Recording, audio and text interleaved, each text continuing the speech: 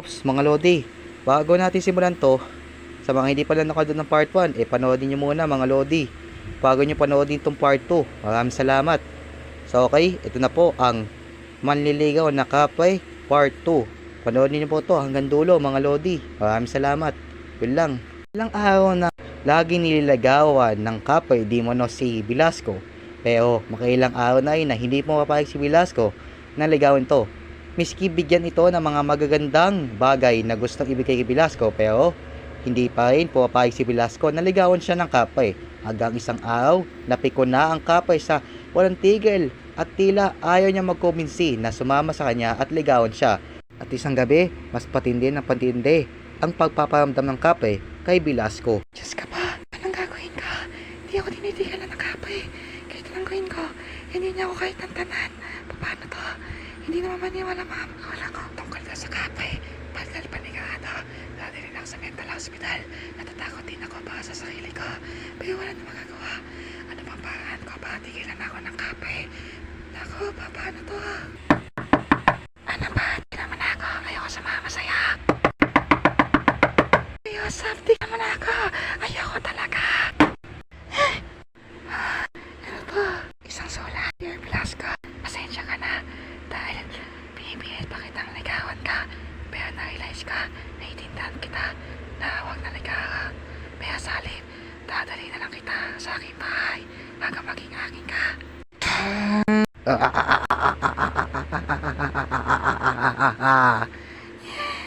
Ano Velasco? Nabasa mo ba ang aking sulat? Kung hindi kita pwedeng ligawan, pues ako magdidesisyon para sa'yo. Na sa ganon, maging akin ka na at walang makakagin sa'yo. Akin lang ang puso mo, Velasco. Wala nang iba. Ano bang gusto mo? Tigilan mo ako. Ayoko sumama sa'yo. Wala akong gusto. Ang gusto ko lang ay ikaw. Sa ayaw at sa gusto mo, sasama ka sa akin. Ngayon din. Ano ba? Bitahan mo ako. Nasasaktan ako. Huwag ka magmatigas, Velasco. Akin ka lang. At sa lahat ng gusto ko, susundin mo. Kaya halika na. Dadalhin na kita sa aking tahanan. Tala, saklala, tala, mama, papa, lola. Kahit isigaw mo pa na mas malakas, walang makakarinig sa iyo at walang maniniwala. Sino maniniwala sa mga tao tungkol sa Kapay? Hindi ba wala? Kaya huwag ka namang matigas at walang makikinig sa iyo.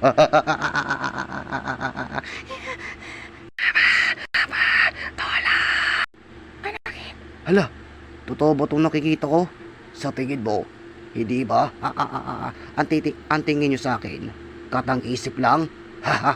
Ngayon, nakita nyo na ako ngayon sa malipitan at totoo ang sinasabi ng inyong anak. Kung ganun, totoo ka pala. Anong pakay mo sa anak ka? Ba't siya ang gusto mong kunin? Yung lang nagustuhan ko sa anak nyo, siya, napakaganda niya, kaya bagay na bagay na kami ay maging jowa. Kaya walang makakapigil sa amin sa pagsasami naming dalawa. Kahit kailan, hindi ako magiging saya at hindi kita magiging jowa. Pues, wag matigas ang ulo mo. Sabi pigilan mo anak ko. Manig nyo ka. Tandaan nyo to, babalik ako dito at sa susunod na gabi, magiging akin na ang anak nyo. At walang makakapigil sa akin. Sino man sa inyo?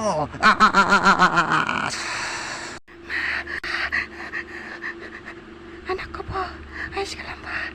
Ayos lang ako ma, natatakot ako.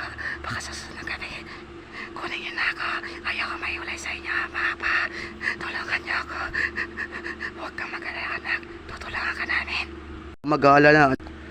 Tutulungan ka namin. At may isang tao lang makakatulong sa iyo para matapos ang kalbayong ito at tigilan ka na ng Kapay. Sino naman han? Isang albulayo. Kaya mamaya, aalis tayo, pupunta tayo doon. Hihingi tayo ng tulong. Sige han. Ang pamilya nila Velasco sa isang albulayo upang tulungan sila sa problema ng kanilang anak na di mano. Ilang araw nang kinukumbinsi ng Kapay na ligawan siya. May gagawin paraan para tigilan siya ng bay. Sige, susubukan ko tignan kung ano na nagustuhan ng Kapay at tila gusto sa anak ninyong siyang ligawan. Titignan ko muna maigi. Ayos na ba sa inyo? Okay lang po sa amin. Opo, okay lang po sa amin. O siya, sige. Titignan ko na dito. May nakita akong bagay dito na pwedeng naging lagusan or isang daan kung bakit nakasunod ng kapay sa inyong anak. Ano ba? Ang buhok niyang mahaba. Yan ang naging daan. Yan ang naging daan ng isang kapay na nasundan siya sa inyong bahay. Kaya patuloy hanggang gabi, lagi nililigawan ng inyong anak. Kaya ngayong gabi, mukhang siguradong kukunin nga nila ang inyong anak. Kaya delikado sa inyong mag-asawa na mawala ang inyong anak. Paano po mapuputan ng sumpa at tigilan na siya ng kapay? May paraan ako. Iha, alam mo ba kung saan nakatira ang kapay na naliligaw sa'yo? Opo, doon po sa school sa may batahan. Kung saan kami tumatambay, doon po siya nakatira. Sige. Bukas, pupunta tayo sa paaralan. Kakausapin ko ang kapay tungkol rito. Pwede ba kayo sumama? Kayong mga dalawang mga magulang? Pwede po. Sige po. O siya, kita-kitsa na tayo bukas dun sa paaralan.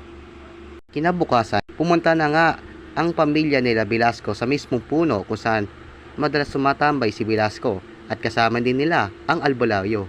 Okay, sisimulan na siyang kausapin. Huwag kayong matakot ha. Sige pa. Okay. Kapoy. Hoy, Kapoy. Adyan ka ba sa puno? Tanungin mo ako kung nandyan ka.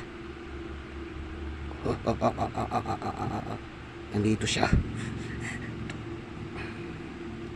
Anong pakay nyo? At sino ka naman? Isa akong albularyo. May nais lang akong itanong sa'yo. Kung pa pwede. Ano naman yun? Ano ang iyong naging dahilan kung bakit si Velasco ang iyong nililigawan? Bakit? Anong nagustuhan mo ka sa kanya? Maganda, maamaw mo ka, makinis ang balat, at higit sa lahat, mahaba ang kanyang buhok. Yon ang tipong babaeng na nagustuhan ko sa isang nilalang na tao. Simulang nakita ko siya, umibig na ang aking puso. Kaya mula ngayon, magiging siya ang akin. Pero dahil nandito siya sa harapan ko, pwede ko na siyang kunin kung anong gustuin ko. Paano kung ayaw ko? Anong gusto mo? Bakit kung ayaw mo? Tingnan mo kung ano pwede mangyari kay Velasco. Sige, pakitaan mo ko. Hindi ako natatakot sa'yo. Labas mo kung anong kaya mo. Eto. Tola. Diyos ko po, ang anak ko. Hindi ka naman nakapakayosap. Hindi, magiging akin na siya. At sa ayos sa gusto mo, kukunin ko siya. Tola. Ako na maputulok, patigilan na siya ng kapay. Ama ni Velasco, hawakan mo ang anak mo. At anong pangyayari? Huwag mo siyang bibitawan, naiintindihan mo ba? Okay po.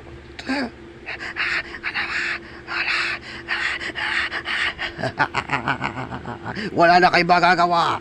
Ganun ha. Heto, nilagyan ko to ng orasyon. Wata ka, tatanggalin ko na ang sumpa mo. Ina! Anak, okay ka lang ba? Okay na ako pa. Maraming salamat pa. Walang anuman anak. At least tapos na ang lahat. Diyos ka pa, salamat pa. Natatigilan na yun. Natapos din pa.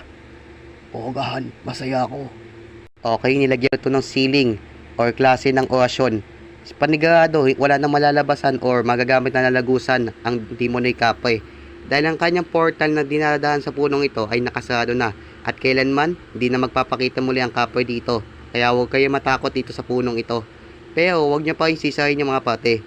Panigurado, nandito pa yung Kapay. Kahit nakakulong na siya mismo sa mismong nakatira niyang puno. Ganun po ba? Maraming salamat po, Manong. Wala pong anuman. O siya, una na po ako. Ingat po kayo maigi ha. Sige po, Manong. Maraming salamat po. Mabuti na anak at natigil na yun. At pasensya na.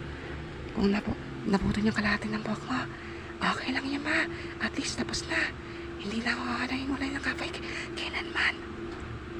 Buti at masaya ka pa, saya. Oo nga pala, anak. Papasok ka pala, diba? Kailangan mo na pumasok. Baka maliit ka sa klase mo. Ayaw nga pala. Sige, pasensya na pa. O siya ma, wala na pa ka. Sige, anak. Mag-ingat ka, ha? Sige pa. Ay, grabe. Ang bilis talaga ng panahon. Oo nga eh. Masipag talaga ng anak natin. Oo nga, mana-mana sa akin eh. Anong sabi mo? Ha, manang-mana sa ating dalawa. Yan ang gusto ko sabihin. Akala ko, sa'yo lang eh. Nagbibiyo lang naman ako, ikaw talaga. Ay, sa wakas, makakatuwag ngayon ako ng payapa. At salamat din at hindi na nagmuli nagpapakita yung kapay sa akin. Hindi mo na kasi ako nagpapaligaw eh. Ang inoon ko muna ay ang pag-aaral ko. At sa ganun na makapagtapos ako, maganda ang kinabukasan ko at maganda yung magiging trabaho ko. Ay, naka, ang payapa talaga at wala talagang magpaparamdam sa'yo. O siya, matutulog na ako. Antok na ako eh. Saka may pasok pa ako bukas. Good night. Maraming salamat sa panonood mga Lodi. Kung nagustuhan yung video ito, huwag niyo pong kakalimutan mag-like, share at subscribe. Pinutin niyo yung notification bell sa subscribe button para updated kayo sa mga papati ko pang mga bagong horror animation series and stories. Yun lang, maraming salamat mga Lodi. Shout out, fanarts na. Bye-bye, kita kid!